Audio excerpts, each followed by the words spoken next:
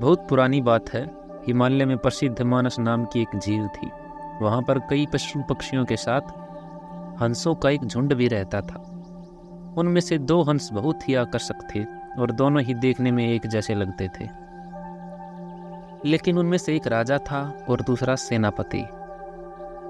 राजा का नाम धृतराष्ट्र था और सेनापति का नाम सुमुखा था। झील का नज़ारा बादलों के बीच स्वर्ग जैसा प्रतीत होता था।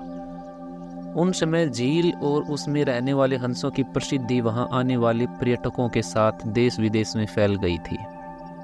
वहां का गुणगान कई कवियों ने अपनी कविताओं में किया, जिससे प्रभावित होकर वाराणसी के राजा को वह नज़ारा देखने की इच्छा हुई। राजा ने अपने राज्य में बिल्कुल वैसी ही झील का निर्माण करवाया और वहां पर कई प्रकार के सुंदर और आकर्षक फूल पौधों के साथ ही स्वादिष्ट फलों के पेड़ भी लगवाए। साथ ही विभिन्न प्रजाति के पशु पक्षियों की देखभाल और उनकी सुरक्षा की व्यवस्था का आदेश भी दिया।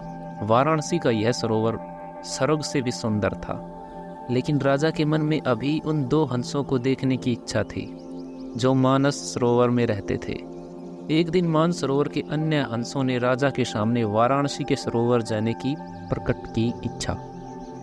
लेकिन हंसों का राजा समझदार था।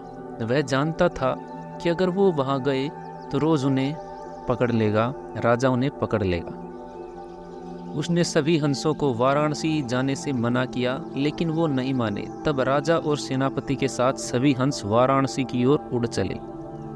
जैसे ही हंसों का झुंड उस झील में पहुंचा तो अन्य हंसों को छोड़कर प्रसिद्ध दो हंसों की शोभा देखते ही बनती थी। सोने की तरह चमकती हुई उनकी चोंच, सोने की तरह नजर आते उनके पैर, बादलों से भी ज्यादा सफेद उनके पंख हर किसी को अपनी ओर आकर्षित कर रहे थे। हंसों के पहुंचने की खबर राजा को दी गई। उसने हंसों को पकड़ने की युक्ति सोची और एक रात जब सब सो गए तो उन हंसों को पकड़ने के लिए जाल बिछाया गया। अगले दिन जब सब हंसों का राजा और भ्रमण की ओर निकला तो वह जाल में फंस गया। उसने तुरंत ही तेज आवाज में अन्य सभी हंसों को वहां से उड़ने और अपनी जान बचाकर भागने का आदेश दिया। अन्य हंस उड़ गए, लेकिन उनका सेनापति सुमुखा अपने स्वामी को फंसा देखकर उसे बचाने के लिए वहीं रुक गया। इस बीच हंस को पकड़ने के लिए सैनिक वहां आ गया। उसने देखा कि हंसों का राजा जाल में फंसा हुआ है और दूसरा राजा को बचाने के लिए वहां खड़ा हुआ है। हंस की स्वामी भक्ति देखकर सैनिक बहुत ही प्रभावित हुआ और उसने हंसों के राजा को छोड़ दिया। हंसों का राजा समझदार होने के साथ साथ दूरदर्शी भी था। उसने सोचा कि अगर राजा को पता चलेगा कि सैनिक ने उसे छोड़ दिया है तो राजा इसे जरूर प्राण दंड देगा। तब उसने सैनिक से कहा कि आप हमें अपने राजा के पास ले चलें। यह सुनकर सैनिक अपने साथ राज दरबार ले गया। दोनों हंस सैनिक के कंधे पर बैठे थे। हंसों को सैनिक के कंधे पर बैठा देखकर हर कोई सोच में पड़ गया। जब राजा ने इस बात का रहस्य पूछा तो सैनिक ने सारी बात सच सच बता दी।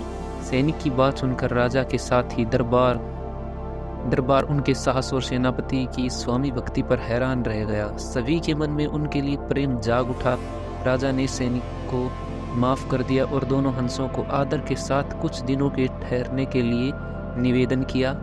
हंस ने राजा का निवेदन स्वीकार किया और कुछ दिन वहां रुककर वापस मानसरोवर झील में चले गए। इस कहानी से हमें यह सीख मिलती है, किसी भी परिस्थिति में हमें अपनों का साथ नहीं छोड़ना चाहिए।